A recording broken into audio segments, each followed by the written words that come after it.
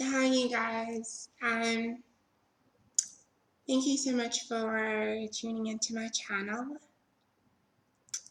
Just to start things off, I think this is a video that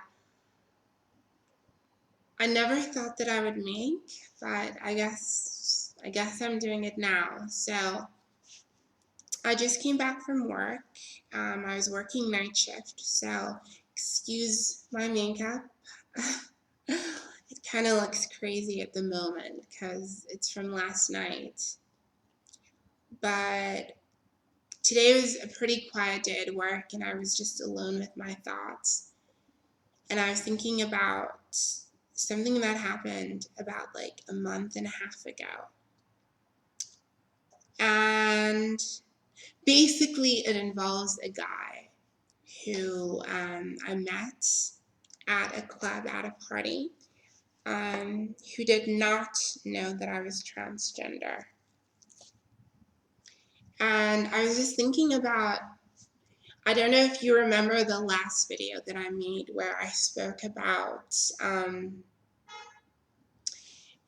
how as transgender women it's probably in our best interest to date men that are aware of who we are, to date people that find us attractive, that are into the whole thing.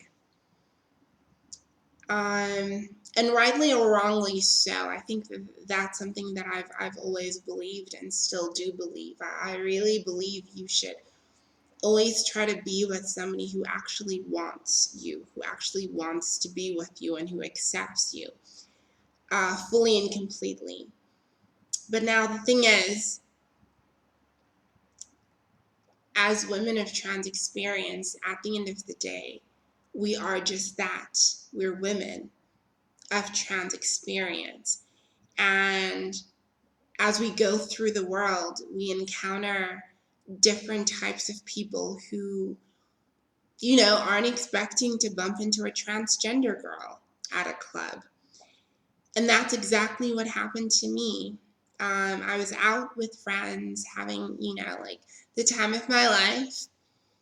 I meet this guy on the dance floor. Look, the details are very vague. I can barely remember what happened, but I was pretty intoxicated. And that's how a lot of these things happen. So, we're dancing, and he seemed really into me, and I was really into him. And in that moment, when you meet someone, just, giving you love and acting as though they accept you and just embracing you, you just get so lost in that person. You get so lost in their embrace. And given the fact that you may or may not be drunk, I was drunk. I had alcohol in my case. You kind of don't think. And I think that's what happened. I met this guy at a party, and I didn't think. We started talking and making out, and when the club closed, he wanted to come over to my place, and I gave him all of these excuses as to why not. And then he offered to take me home. He offered to get an Uber for us. So stupidly, I say yes, and I go home with this guy. He doesn't know that I'm transgender, and I'm going home with him. I mean, like, I'm really not proud of a lot of these stories, especially with that, because so much could have happened. That could have been the day that I died. You know what I mean? But anyways, we get to my place, we get to my apartment, and we'd been talking and bonding, and he's like, "Oh, can you come up? Can you come up?" He's very persistent. I let him come up and comes to my place. He goes into my bedroom and I go into the toilet because I needed to pee. Now, this is when the clocking happens. When I come back into my bedroom, I had left my identity document on my bed. Now, the South African identity document is basically a card. It's basically a card. It was lying on my bed and it had my name and my surname, my identity number. And because I'm still in the process of having my gender changed legally, it still has me registered as male instead of female. Now, it was lying dead in the center of the bed, so there was no way he couldn't have seen it. So as I walk in, he turns around and he looks at me, and his first question is, "Were you born female?" Now, at that moment I had to act confused. So I just say to him, "Oh, I thought you already knew." I know he didn't know. So I say, "Oh, I thought you already knew." And he's like, "No, I didn't know." So he was very sweet about it. He was like, "Look, you're a beautiful girl, but I'm just really not into that. I'm gonna have to go." And I'm like, "Cool, I totally understand. I totally understand." And he must have picked up, I don't know, sadness in my face or whatever it was. And I wasn't necessarily sad about him leaving. It was just me being in this situation again. So he's like, "Are you okay?" And I'm like, "Yeah, I'm fine." And he's like, "Are you sure you're okay?" And I'm like, "Yes, I'm fine." So he's like, "Okay, cool." So I walk him out and he leaves. And I'm just like, "Christabel, what the fuck? Like, how is this happening?" I mean, obviously you sober up immediately when that happens.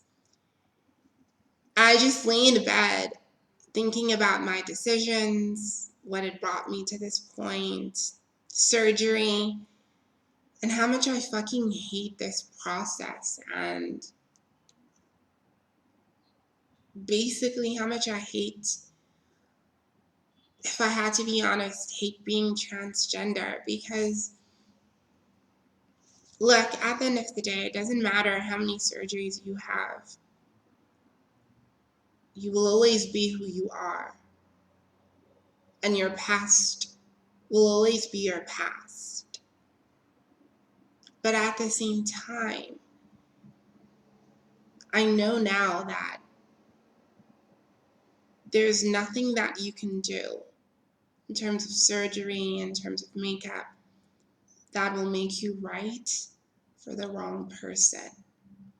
Doesn't matter how big your boobs get or what, foundation you get. There's nothing you can do that will make you right for the wrong person.